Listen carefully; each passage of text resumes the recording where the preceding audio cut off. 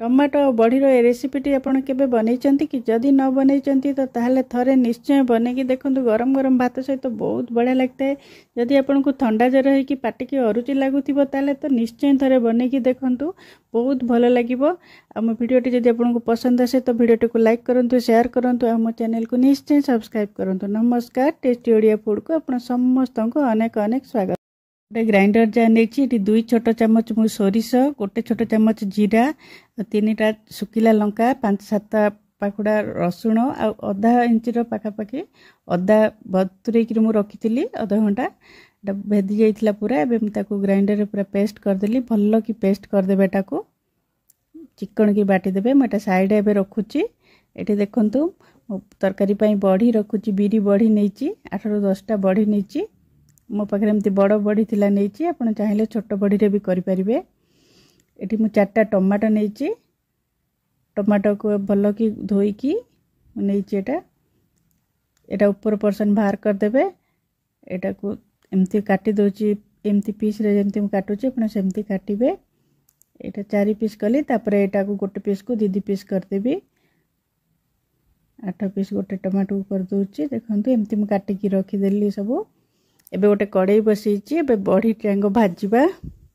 आपन चाहिए बड़ी की छाणी परिबे तेल रे, तो कम तेल यूज करची, तो मु एठी लो फ्लेम रे एटा को भाजीबी। एटा भाजिया पई 5-7 मिनिट लागि जिवो जदी आपन भाजी की करिवे। आ जदी छाणीबे तो आपनकर जल्दी हे जिवो, गोटे मिनिट भितर हे जिवो। टिके कम तेल यूज करची, सेति पई के एटा को मु भाजी की करूची। लो फ्लेम रे एपट सेपट करी भाजीबे, 5-7 मिनिट पाखापाखि लागि जिवो। भल कि जमती बड़ीटा भाजी हेबो, जदि कंचा रही जो भी भल लागिबनी। तो लो फ्लेम रे भल कि टिके भाजीबे।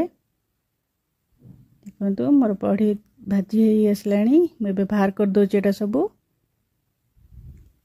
भल कि हाई फ्लेम देले कोन बड़ीटा पोड़ी जिवो, भल से भाजी हेबनी, तेन लो फ्लेम रे ही करिवे।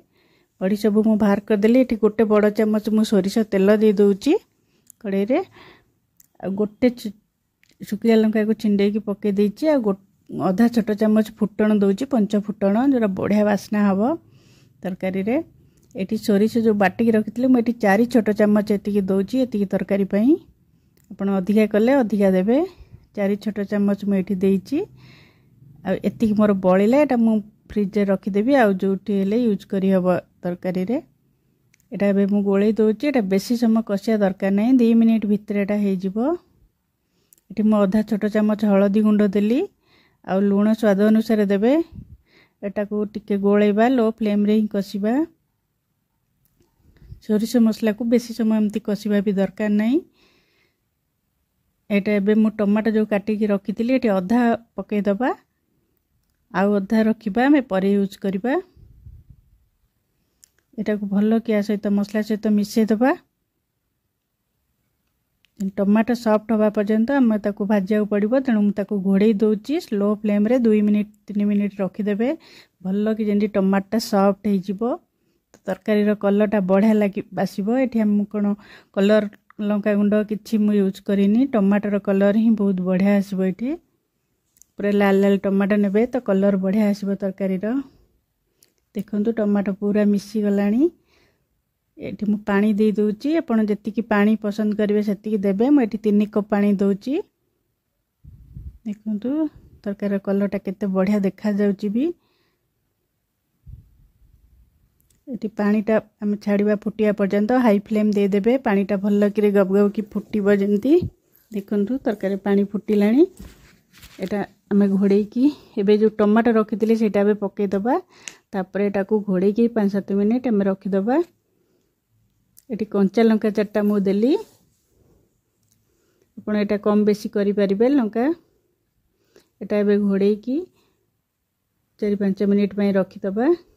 देखंतु टमाटो पूरा सॉफ्ट हो गलानी। ए टमाटो एमती भी बढ़िया लागिवो, ऊपर पड़तिले कलर भी बहुत भल लागिवो, तरकारी भी देखिया को सुंदर लागिवो। गोटे गोटे एमती टमाटो थिले ऊपरे। एबे मु बड़ी जांको पके दोची। आपण को बड़ी जदी बेसी सॉफ्ट थिबो तो आपण पूरा तरकारी बंद कर साला परे पकेबे। जदी टिके बड़ी टिके ये थिबो ताले टिके आगुरु पके की एमती गोटे मिनिट पई घोड़े देबे।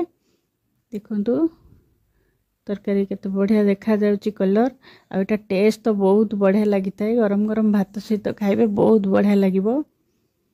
देखो तरकारी हमर हेई गलाणी पाखापाखी आपन जेती झोल दरकार रखिबे नल नै जदी अधिका झोल अब मारि देबे कि टिके झोल झोल थेले ही तरकारी बहुत भलो लागि थाए। देखंतु मु एबे एठी बंद कर देबी गैस को एवं गैस बंद कर देली आ टिके धनिया पत्र पके दवा जे बहुत बढ़िया फ्लेवर आसीबो तरकारी रो वासना बहुत बढ़िया हबो धनिया पत्र रो ए तरकारी रे। देखंतु एबे मो तरकारी बनी की पूरा रेडी हे गलानी। मोर वीडियो जदी आपनको पसंद आसे तो वीडियो टिको लाइक करिवे शेयर करिवे सब्सक्राइब कर देबे। आज पे रहूची पुणी आसीबे आ गोटे नुआ रेसिपी नै कि बाय बाय।